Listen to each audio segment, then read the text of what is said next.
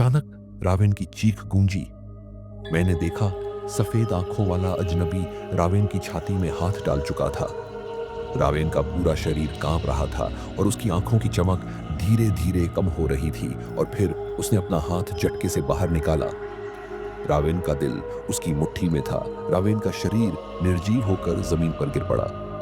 नमस्कार दोस्तों, कैसे हो आप सभी? उम्मीद है आप सभी अच्छे होंगे। दोस्तों, आज मैं आपको एक ऐसी घटना सुनाने जा रहा हूं जो एक आम इंसान को कुछ लोग एक ऐसी जगह ले जाने की कोशिश कर रहे थे जिसे जानकर आपके होश उड़ जाएंगे। दोस्तों, दरअसल ये घटना एक लड़की के साथ घटित हुई थी जो अपनी बुआ के यहाँ गए हुए थे। तो दोस्तों, तैयार हो जाइए उस लड़की की आप बीती को जानने के लिए। इससे पहले मैं आपसे एक गुजारिश करूंगा कि प्लीज आप इस वीडियो को अभी लाइक करें और कमेंट में जरूर बताना कि आपको ये वीडियो कैसा लगा। दोस्तों, हम इस घटना को उस लड़की के पर्सपेक्टिव से ही सुनेंगे। उस लड़की का नाम आर्या है।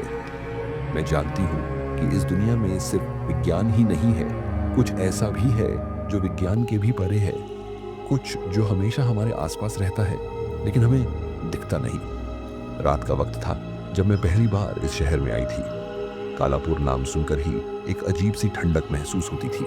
यह शहर पहाड़ों के बीच बसा हुआ था और यहाँ की गलियां पतली, घुमावदार और धुंध से ढकी हुई थी। मेरी बुआ अनुराधा सेन, जो एक सरकारी स्कूल में पढ़ाती थी, स्टेशन पर मुझे लेने आई थी। कैसा लगा शहर?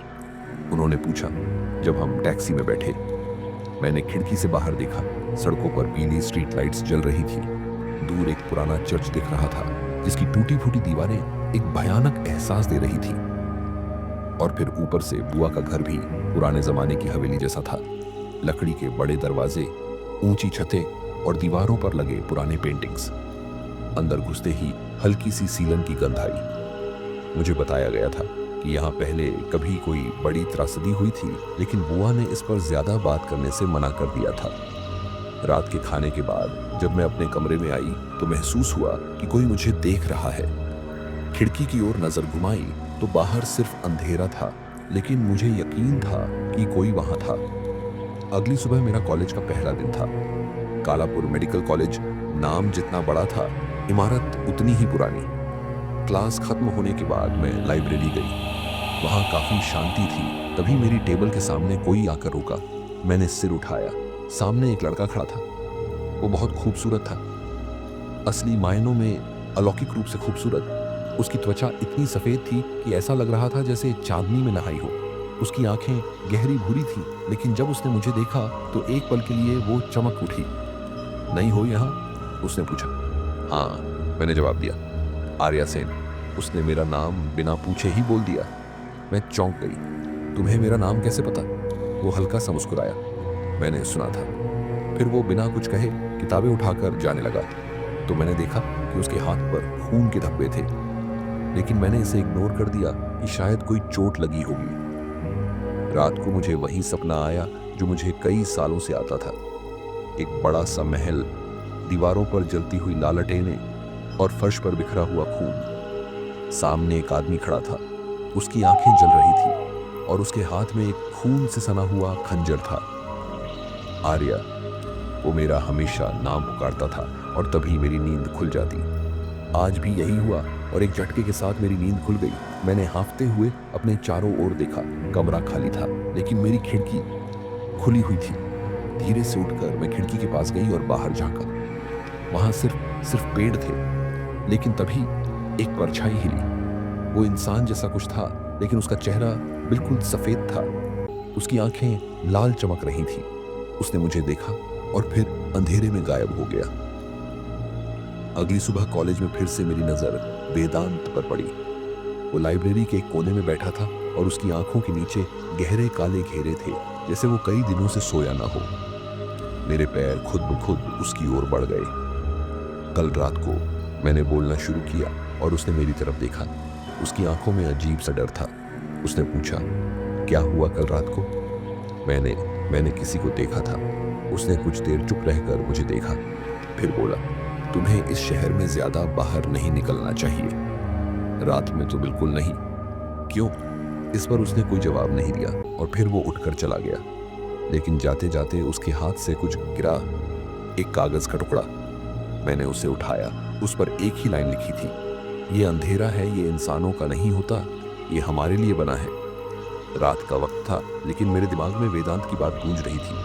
मैं अपने कमरे में बैठी थी, कागज के उस टुकड़े को घूर रही थी जो वेदांत ने गिराया था। तभी दरवाजे पर दस्तक हुई। टिक टिक टिक, धीमी लेकिन अजीब तरह की। हुआ, मैंने आवाज दी, लेकिन कोई जवाब नहीं आया। मैं उठकर दरवाजे तक गई और उसे धीरे से खोला। बाहर कोई नहीं था, लेकिन जब मैंने नीचे देखा तो मेरा पूरा शरीर सुन्न पड़ गया, क्योंकि वहां खून के धब्बे बने हुए थे। खून अब भी ताजा था, लेकिन दरवाजे के बाहर कोई नहीं था। अगली सुबह पूरे शहर में एक खबर आग की तरह फैल गई कि एक लाश मिली है, इस बार मेडिकल कॉलेज के पास। जब मैंने न्यूज़ देखी तो मेरे रोंगटे खड़े हो गए। लाश का चेहरा पहचानना मुश्किल था। उसकी त्वचा पीली और सिकुड़ चुकी थी। ऐसा लग रहा था जैसे उसके शरीर का पूरा खून किसी ने चूस लिया हो। यहाँ कुछ बहुत गलत हो रहा है, बुआ ने बुदबुदाया। पिछले 2 महीने में 5 लाशें मिल चुकी हैं, लेकिन पुलिस अभी तक कुछ पता नहीं कर पाई। इस शहर में कुछ ऐसा है जिसे पुलिस भी नहीं समझ सकती। आर्या, तुम अपने काम से काम रखो और रात में बाहर मत निकला करो। जब मैं कॉलेज पहुंची तो आज वेदांत कुछ बदला बदला लग रहा था। उसकी आंखों के नीचे गहरे काले घेरे थे और उसका चेहरा आज और ज्यादा सफेद था। मैं उसके पास गई और मैंने सीधे कहा, कल रात को मेरे दरवाजे के बाहर खून था। वो चुप रहा। उसकी आंखों में हल्का सा डर झलक रहा था। तुम जानते हो कि यह सब क्या हो रहा है, वेदांत, मैंने उसकी आंखों में देखते हुए कहा। वो धीरे से मुस्कुराया। तुम्हें सच जानकर खुशी नहीं होगी। आर्या, उसने कुछ पल मेरी तरफ देखा, फिर सिर झुका लिया। सही समय आने पर सब पता चल जाएगा। कब आएगा सही समय? जब तुम्हें इसकी सबसे ज्यादा जरूरत होगी, उसने फुसफुसाते हुए कहा और फिर वो उठकर चला गया। लेकिन उसकी आंखों में वही अजीब सी लाल चमक थी जो मैंने पहले दिन देखी थी। रात को जब मैं अपने कमरे में थी तो खिड़की के बाहर हलचल हुई। मैंने पर्दा हटाया और मेरा दिल जोर से धड़क उठा। सामने वाली सड़क पर वेदांत खड़ा था। उसकी आंखें इस बार पूरी तरह लाल थीं। वो एक पल के लिए मुझे देखता रहा और फिर जंगल की ओर चल पड़ा। मेरे दिमाग में एक ही ख्याल आया, अगर मैं अभी इसका पीछा नहीं की तो शायद फिर कभी भी सच नहीं जान पाऊंगी। मैंने जल्दी से जैकेट पहनी और बाहर निकल पड़ी। जंगल में घुसते ही ठंडी हवा मेरे गालों पर चाकू की तरह चुभने लगी। पेड़ों की शाखाएं अंधेरे में भूतों की उंगलियों की तरह लग रही थी। मैं धीरे धीरे आगे बढ़ती जा रही थी। वहां सिर्फ मेरे कदमों की आवाज आ रही थी, लेकिन तभी अचानक एक चीख गूंजी। मैंने दौड़कर सामने देखा तो वेदांत एक आदमी को पकड़े हुए खड़ा था। उस आदमी की आंखें डर से फटी हुई थी और वेदांत के नुकीले दांत उसकी गर्दन के करीब थे। वेदांत, मैंने चिल्लाया। वेदांत का शरीर कांपा। उसने अपना सिर ऊपर उठाया और उसकी आंखों से लाल रोशनी झलकने लगी। उसके होठों के किनारे खून था। आर्या, तू? वेदांत की आवाज किसी गहरे कुएं से आती हुई लग रही थी। तुम्हें यहां नहीं होना चाहिए था। मैंने अपने कदम पीछे खींचे। ये सब क्या है? मेरी आवाज कांप रही थी। तुम अब पीछे नहीं हट सकती, वेदांत ने कहा। उसकी सांसें गहरी हो रही थी, जैसे उसे खुद को रोकने में तकलीफ हो रही हो। तुम कौन हो? वेदांत ने धीरे धीरे अपना सिर झुकाया। मैं वो हूं जिससे तुम्हें दूर रहना चाहिए। उसने अपने होठों पर लगी खून की बूंदों को पोंछा और मेरी ओर देखा। मैं एक पिशाच हूं, आर्या। चारों तरफ सन्नाटा छा गया। मेरा पूरा शरीर ठंडा पड़ गया। वेदांत एक पिशाच था और अब मैं उसके सामने खड़ी थी, अकेली और जिंदा। जंगल की ठंडी हवा मेरे गालों पर चुभ रही थी। मेरी सांसें तेज हो रही थी, लेकिन वेदांत वहीं खड़ा था, अपनी गहरी लाल आंखों से मुझे घूरता हुआ। मैंने तुमसे कहा था, आर्या, उसकी आवाज गूंजी। तुम्हें यह सब नहीं देखना चाहिए था। मेरे पैर जड़ हो गए। मैं भाग नहीं पाई। तुमने उसे मार डाला। मेरी आवाज कांप रही थी। वेदांत ने धीरे से उस आदमी की लाश को नीचे गिरा दिया। लाश की त्वचा पूरी तरह पीली पड़ चुकी थी। उसकी आंखें खोखली थी और गले से नीचे तक एक बारीक खून की लकीर बह रही थी। मुझे अब डर लगने लगा। अब क्या? मैंने धीरे से पूछा। अब तुम मेरा भी खून पियोगे क्या? वेदांत कुछ पल के लिए चुप रहा, फिर मुस्कुराया। काश मैं ऐसा कर पाता। उसकी आंखें अब भी जल रही थी। तुम्हें पता नहीं, आर्या, उसने धीरे से कहा, मैं यहाँ तुम्हें मारने नहीं आया हूँ, बल्कि मैं खुद को तुमसे दूर रखने की कोशिश कर रहा हूँ। मैंने उसकी आंखों में देखा, वहां सिर्फ भयानक पिशाच की लाल रोशनी नहीं थी। मैं हर सेकंड तुम्हारे खून की गंध महसूस कर सकता हूँ और यह मुझे पागल कर रहा है। मैं एक कदम पीछे हटी। मैंने कहा, तो खुद को रोको, मैं रोकने की कोशिश कर रहा हूँ। वेदांत अचानक चीख पड़ा। उसकी आवाज इतनी भारी थी, पेड़ों की टहनियां कांप गई। मैं सहम गई। तुम्हें यहां से चले जाना चाहिए, वेदांत ने अपना सिर झुकाते हुए कहा, इससे पहले कि मैं खुद को रोक ना पाऊं। लेकिन मेरे दिमाग में अब भी सवाल थे। तुम ऐसे क्यों हो? मैंने पूछा। अगर तुम पिशाच हो तो तुम मुझे मार क्यों नहीं देते, बाकियों की तरह? इस पर उसने कुछ नहीं कहा और गुर्राते हुए कहा, यहां से भाग जाओ, वरना। इसके बाद मैंने कुछ नहीं सोचा और सीधे अपने घर की ओर दौड़ लगा दी। मुझे उस रात बिल्कुल नींद नहीं आई। अगली सुबह मैंने सुना कि एक और लाश मिली थी। इस बार वो मेरे कॉलेज का एक प्रोफेसर था, डॉक्टर सुहास। कल रात को ही मरा होगा, पुलिस इंस्पेक्टर कह रहा था। शरीर में खून का एक कतरा भी नहीं बचा। मेरा दिल बैठ गया। क्या ये वेदांत ने किया था? बुआ ने मुझसे पूछा, क्या तुम उसे जानते थे? हाँ, मैंने धीरे से कहा, लेकिन ये कौन कर रहा है? बुआ ने मेरी ओर देखा। उनकी आंखों में अजीब सा डर था। कुछ ऐसे जीव होते हैं जो इंसानों के खून पर जीते हैं। आर्या, इस शहर में कुछ है जो सैकड़ों सालों से छुपा हुआ था और अब वह जाग गया है। मैं सहम गई। आपको कैसे पता? बुआ कुछ नहीं बोली, लेकिन अब मेरे अंदर एक नया डर बैठ चुका था। रात को जब मैं अपने कमरे में थी तो अचानक एक अजीब सी आवाज आई, टिक टिक टिक।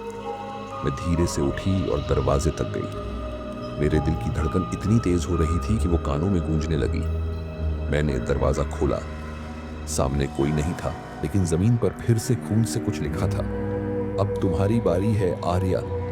मेरे पूरे शरीर में ठंड दौड़ गई। तभी अचानक हवा में एक सरसराहट हुई, जैसे कोई मेरे बहुत करीब खड़ा हो। मैंने धीरे से ऊपर देखा और वहां एक आदमी पूरी तरह काले कपड़ों में लिपटा हुआ। उसकी आंखें लाल नहीं थी, वो काली थी, गहरी। वो हल्का सा झुका और फुसफुसाया, तुम्हारा खून बहुत अनोखा है आर्या। मैंने चीखना चाहा, लेकिन मेरी चीख गले में ही फंस गई। उसने कहा, वेदांत तुम्हें बचाने की कोशिश कर रहा है, लेकिन वो नाकाम होगा। कौन हो तुम? वो अजीब तरीके से मुस्कुराते हुए कहा, मेरा नाम रावेन है। उसने अचानक मेरी कलाई पकड़ ली। उसका स्पर्श बर्फ की तरह ठंडा था। मैंने झटके से अपनी कलाई छुड़ाने की कोशिश की, लेकिन उसकी पकड़ इंसानों जैसी नहीं थी। वो लोहे की बेड़ियों की तरह मजबूत थी। छोड़ो मुझे, तुम्हें पता भी है कि तुम क्या हो, उसने धीरे से कहा। मेरी सांसें तेज हो गई। मैं एक इंसान हूं। वो हंसा। ओह बेचारी आर्या, उसने मेरी गर्दन के करीब आकर फुसफुसाया, अगर तुम सिर्फ एक इंसान होती तो तुम्हारा खून इतना लाजवाब नहीं होता। इतना सुनकर मेरी धड़कन रुक गई। रावेन ने अपनी उंगलियों से मेरे गले के पास हल्का सा दबाव डाला और तभी मेरा पूरा शरीर एक अजीब जलन से भर गया, जैसे मेरे अंदर कुछ जल रहा हो। रावेन ने धीरे से कहा, तुम्हारे अंदर कुछ जाग रहा है आर्या, कुछ जिसे तुमने कभी जाना ही नहीं। मैंने घबराकर उसकी पकड़ से छूटने की कोशिश की, लेकिन तभी छोड़ दो उसे, एक गरजती हुई आवाज आई और अगले ही पल रावेन हवा में पीछे उछल गया, जैसे किसी अदृश्य ताकत ने उसे जोर से धक्का दिया हो। मैंने देखा कि वेदांत मेरे सामने खड़ा था। रावेन जमीन से उठकर वेदांत को घूरने लगा। तो तुम आ ही गए, रावेन ने हंसते हुए कहा। मुझे लगा था कि तुम भाग जाओगे। वेदांत की लाल आंखें मानो जल रही थी। मैं आर्या को तुमसे बचाने आया हूं। रावेन ने धीरे से सिर हिलाया। ओह, लेकिन क्या तुम उसे मुझसे बचा सकते हो, जब वो खुद नहीं जानती कि वो कौन है? मैंने घबराकर वेदांत की ओर देखा और उससे पूछा, ये क्या कह रहा है? वेदांत चुप था। बोलो वेदांत, रावेन ने आगे बढ़ते हुए कहा, बताओ इसे कि इसकी नसों में कौन सा खून बह रहा है। आर्या को अब सच जानना होगा। उसने मेरी ओर देखा। तुम इंसान नहीं हो आर्या, उसने मेरी ओर देखते हुए धीरे से कहा, तुम्हारे अंदर पिशाचों का खून है। मेरा दिल एक सेकंड के लिए रुक गया। झूठ, मैं जोर से चिल्लाई। तुम्हें कभी अजीब सपने आए हैं? रावेन ने पूछा। वो लाल आंखों वाला आदमी जो हमेशा तुम्हें बुलाता है? मुझे झटके से याद आया, वही खून से सना महल, वही पुकार, वही अंधेरा। मैंने घबरा कर कहा, हाँ, लेकिन वो आदमी कौन है? रावेन मुस्कुराया। इसके बाद वेदांत चीखा और रावेन की ओर झपटा। अगले ही पल हवा में दो परछाइयां टकराई और एक जोरदार धमाका हुआ। रावेन और वेदांत हवा में लड़ रहे थे। उनके नुकीले दांत और पंजे निकल आए थे। वेदांत के चेहरे पर क्रोध था और रावेन की आंखों में पागलपन। धड़ाम! रावेन ने वेदांत को जमीन पर पटक दिया, लेकिन वेदांत ने पलटकर उसे जोर से धक्का दिया। ये सब देखकर मैं जमीन पर गिर पड़ी। मेरा सिर चकरा रहा था। मेरे कानों में अजीब सी आवाजें गूंजने लगी। मेरी आंखों के आगे अंधेरा छाने लगा। जब मैंने आंखें खोली तो मैं एक अजीब जगह पर थी। चारों ओर अंधेरा था। सामने एक महल था, वही महल जिसे मैंने सपनों में देखा था। और वहां एक आदमी खड़ा था, लंबे बाल, लाल जलती आंखें और एक शाही पोशाक। तुम कौन हो? मैंने कांपते हुए पूछा। उसने धीरे से मुस्कुराया। मैं तुम्हारा खून हूं, आर्या। मैं तुम्हारे खून में बह रहा हूं। मैंने धीरे से अपनी हथेलियों की ओर देखा। मेरी नसें काली पड़ रही थी। मैंने उससे पूछा, क्या मैं एक पिशाच हूं? इसने जवाब देते हुए कहा, अभी नहीं, लेकिन बहुत जल्द, और इसका तुम्हें खुद फैसला करना होगा। और अगर मैंने मना कर दिया तो? उसकी मुस्कान गहरी हो गई। तो तुम्हें कोई नहीं बचा पाएगा। तभी मेरी एक झटके के साथ आंखें खुली। मैं अब भी जंगल में थी। वेदांत और रावेन दोनों बुरी हालत में जमीन पर पड़े थे। पेड़ों की टहनियां साएं साएं कर रही थी, जैसे वो किसी अदृश्य ताकत के आगे झुक रही हो। और फिर मैंने देखा मेरा अपना हाथ। मेरी नसों में कुछ अजीब दौड़ रहा था। मेरी त्वचा सामान्य नहीं लग रही थी, जैसे कोई पुरानी छिपी शक्ति मेरी रगों में जाग रही थी। रावेन ने कराहते हुए सिर उठाया और मेरी तरफ देखते हुए कहा, तो आखिरकार जाग गई तुम? मुझे कुछ समझ नहीं आया, लेकिन फिर मैंने वेदांत की तरफ देखा। उसका चेहरा बुरी तरह घायल था और उसकी लाल आंखें बुझी बुझी सी लग रही थी। वेदांत की आवाज बहुत धीमी थी, आर्या, तुम्हें यहां से जाना होगा। नहीं, रावेन ने खांसते हुए कहा, अब ये नहीं जा सकती, अभी तो खेल शुरू हुआ है। वेदांत अचानक उठकर खड़ा हो गया। उसकी आंखें फिर से जल उठी। रावेन, वेदांत की आवाज गूंजदार थी, तुमने आर्या को बहुत परेशान किया है। अगले ही पल वेदांत हवा में काला धुआं बनकर उछला और रावेन पर झपट पड़ा। धड़ाम! रावेन जमीन पर गिरा, लेकिन तुरंत ही पलटकर वेदांत पर हमला कर दिया। हर टकराव पर बिजली जैसी चमक उठ रही थी। मैं पीछे हट गई। ये लड़ाई इंसानों की नहीं थी, लेकिन तभी मुझे महसूस हुआ कि कोई और भी मुझे देख रहा है। एक तीसरी परछाई थी। उसकी आंखें लाल नहीं थी, काली नहीं थी, वो सफेद थी। उसकी त्वचा इतनी सफेद थी कि वो एक मरे हुए शरीर जैसा लग रहा था। वो धीरे धीरे मेरी ओर बढ़ा और फिर उसने फुसफुसाया, तुम्हारी रगों में जो खून है वो हमारा है, आर्या। कौन हो तुम? उसने हल्का सा सिर झुकाया। तभी वेदांत और रावेन दोनों अचानक ही रुक गए। रावेन की आंखें सफेद आंखों वाले उस आदमी पर जमी थी। नहीं, ये नामुमकिन है, रावेन बुदबुदाया। वेदांत भी सहम गया। आर्या, वेदांत ने मुझे देखते हुए कहा, इससे दूर हटो। लेकिन क्यों? मेरी आवाज कांप रही थी। क्योंकि ये हमसे भी बदतर है। रावेन पहली बार डरा हुआ दिख रहा था। तुम यहाँ क्या कर रहे हो? उसने उस अजनबी से पूछा। सफेद आंखों वाला आदमी मुस्कुराया। हम वही कर रहे हैं जिसके लिए हमें बनाया गया है। हम अपनी विरासत वापस लेने आए हैं।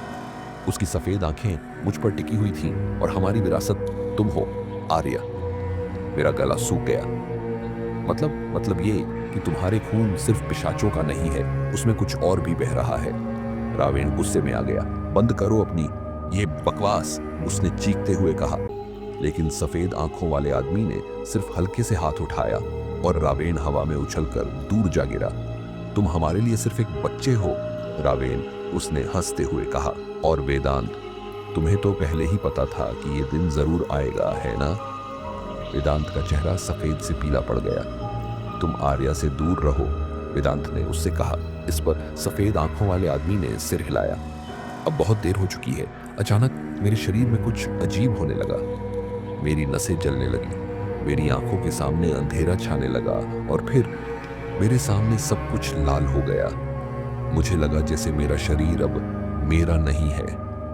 मेरी सांसें गहरी हो गई, मेरी उंगलियों के नाखून नुकीले होने लगे और जब मैंने अपनी हथेलियां देखी, मेरी नसों में काला खून बह रहा था। तभी सफेद आंखों वाले आदमी ने कहा, शुभकामनाएं। आर्या, अब तुम हमारी हो। मैंने धीरे से सिर उठाया। वेदांत मेरे सामने खड़ा था, लेकिन उसकी आंखों में पहली बार डर था। क्या हो रहा है मुझे? मेरी आवाज किसी और की लग रही थी। मेरे हाथ कांप रहे थे, नाखून नुकीले हो गए थे, और सबसे बुरी बात, मुझे खून की गंध अच्छी लगने लगी थी। मेरे अंदर कुछ जाग चुका था। सफेद आंखों वाला अजनबी मेरी ओर मुस्कुराया और कहा, देखा, अब तुम्हें पता चल जाएगा कि तुम कौन हो। वेदांत तुरंत मेरे सामने आकर खड़ा हो गया। आर्या को अकेला छोड़ दो, वेदांत गुर्राया। सफेद आंखों वाला अजनबी हंसा। ओहो वेदांत, तुम अब भी यही सोचते हो कि तुम उसे बचा सकते हो? उसने मेरी तरफ देखा और कहा, तुम्हारे पास दो रास्ते हैं आर्या, अजनबी ने आगे बढ़कर कहा। या तो तुम अपनी इंसानियत को बचाने की कोशिश करो और इसी दर्द में जीती रहो। उसने अपनी उंगली से हवा में एक आकृति बनाई और अचानक मेरे सिर में दर्द का एक झटका महसूस हुआ। मैं जमीन पर गिरने लगी, लेकिन वेदांत ने मुझे संभाल लिया।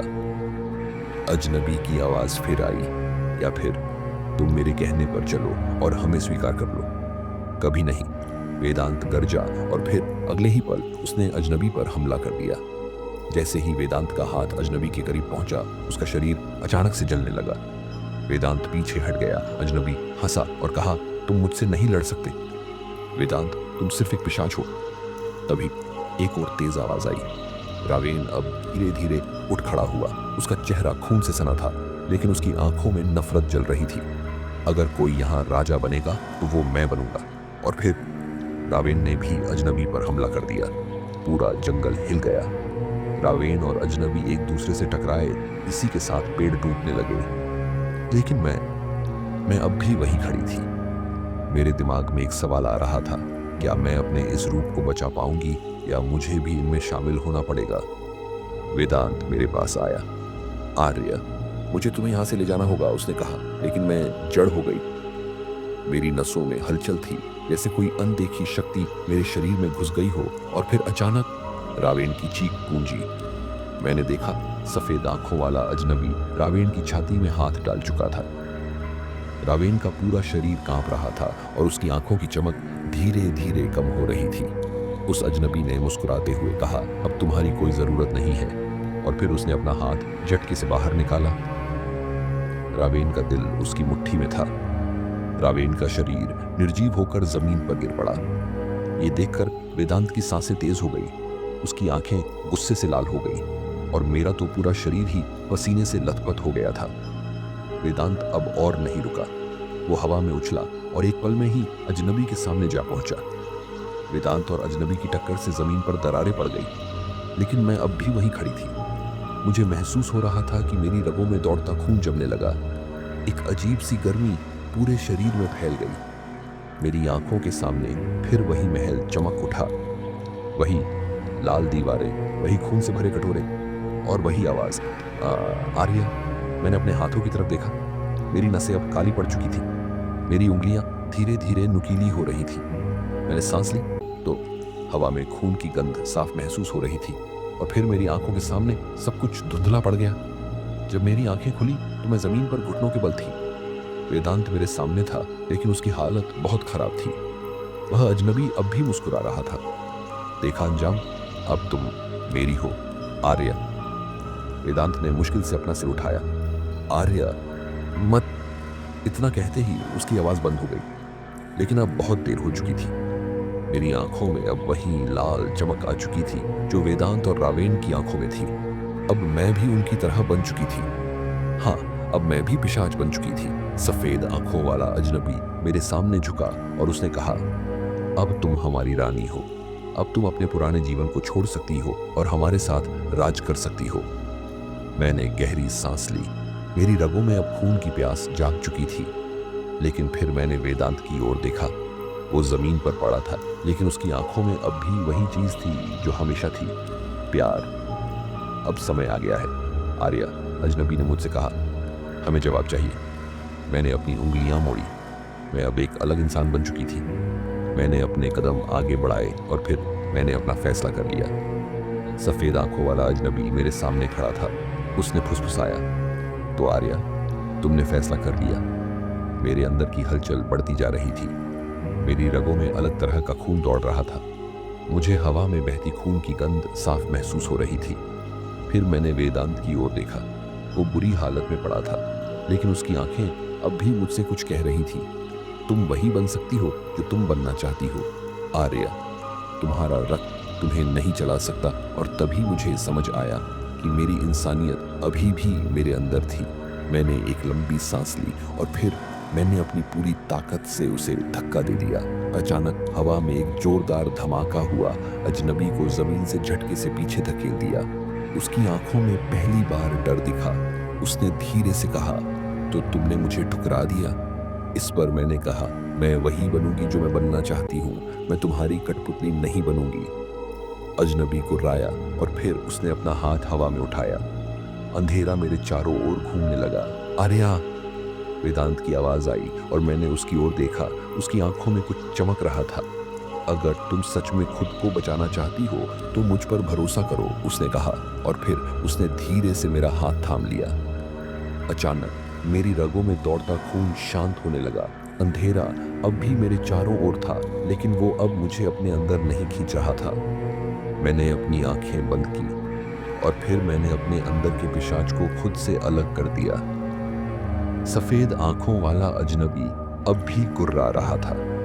उसने गुर्राते हुए कहा, तुमने गलती की है आर्या।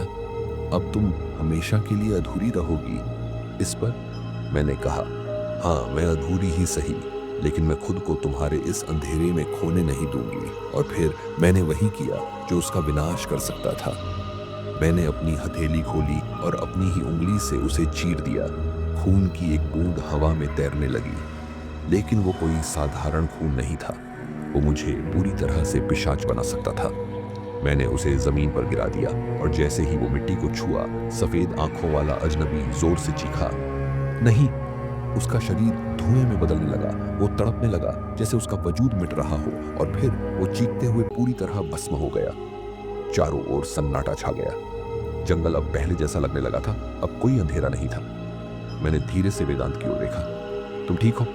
मैंने पूछा। उसने मुस्कुराया।